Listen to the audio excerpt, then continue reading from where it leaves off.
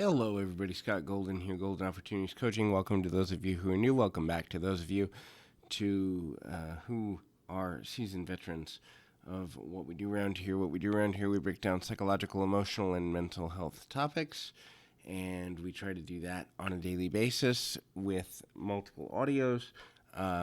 We have over 400 subscribers, so I'm excited about that. Maybe we can get another 25 or so before the end of the month. That'd be cool. Anyway, today we're going to talk about feelings of inferiority and how to deal with self-image issues and knowing that you're good enough just as you are. And that's something that I help clients deal with as a coach all the time. And there's, about 7 things I want to go through with this. It's going to be more of a motivational video or audio in the sense of, look, here's the deal. You're good enough just as you are. And I'll reiterate that at the end, but just start with that belief. Does that mean you have nothing to work on? Of course not. We all have things we can work on. I have things I can work on. The person I was when I was 20 and the person I am at, I'll be 39 in a couple of weeks here. The person I've become in the last 20 years, I know in the next 20 years I'm going to become a completely different person if I live that long. And I'm okay with that. And I'm going to grow and I'm going to be a better person in some ways, and I'm going to make some mistakes, and I'm okay with that too. So part of it is the grass isn't always greener on the other side.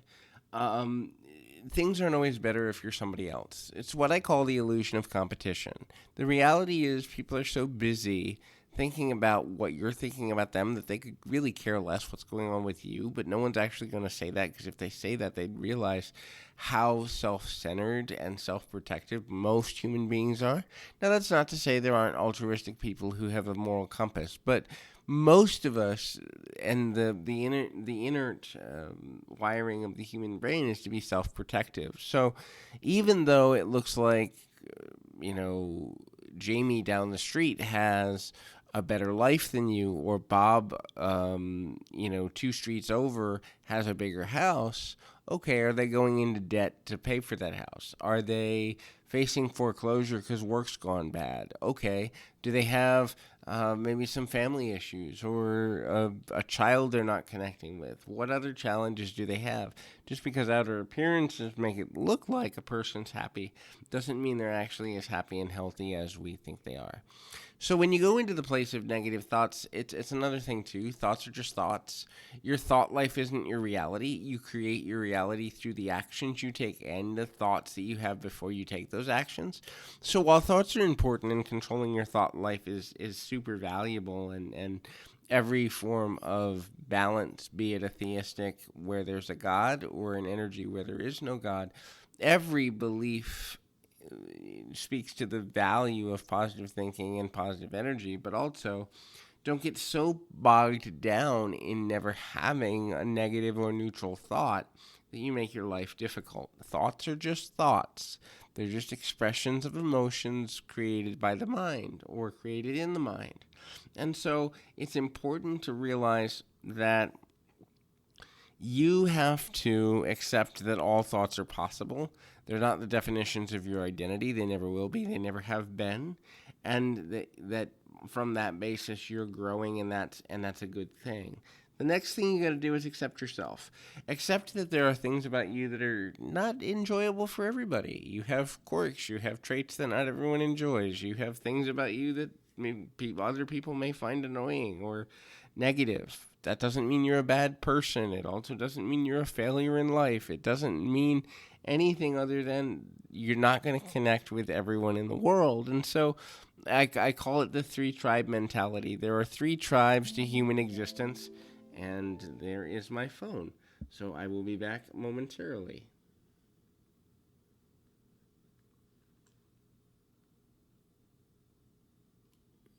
And so self-acceptance is a really difficult thing for lots of people, because self-acceptance does not mean necessarily that you are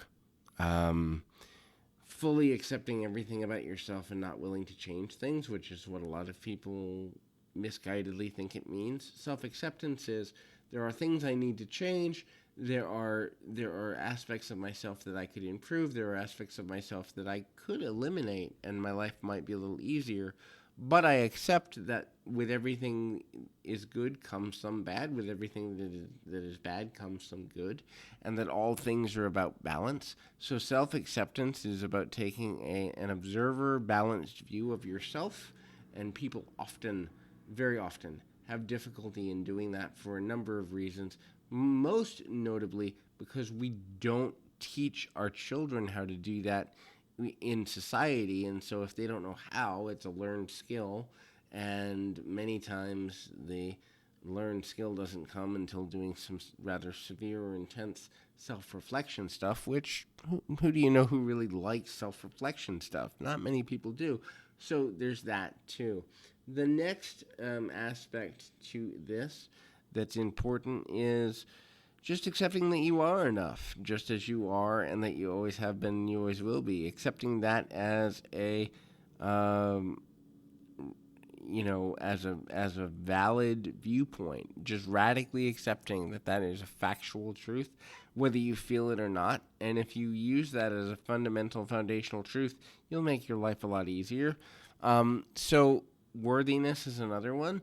Remind yourself that you are worthy to be loved and accepted, and that you're worthy to give love and acceptance, and that the way that you give it and the rate at which you give it is enough, and you are capable of changing how you present love in order to meet needs of others, and others, if they love you completely, are able to alter how they give and receive love to meet your needs. In other words, there's no person, no soul that's ever been created who is incapable or unworthy of receiving some form of love. And I would even go as far as to say universal, unconditional love.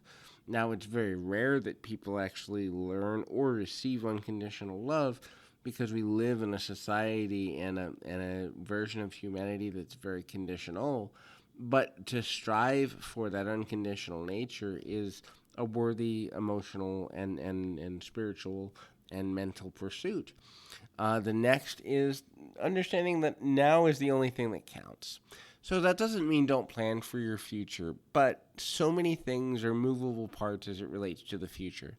The past is over, it's done, it's dead, there's nothing you can do to change it.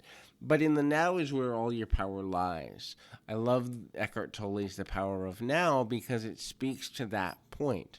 In the now is every change you've ever needed to make. In the now is every thought shift you need to make. In the now is every opportunity, every potential connection.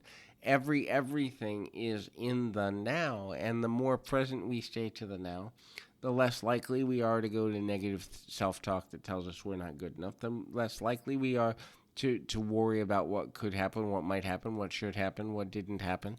And we own that moment. So, I mean, I hope that this is a useful audio for you. If there's something more I can do, please feel free to reach out in the comment box below. But until then, keep your feet on the ground, your mind in the moment. Until next time, everybody.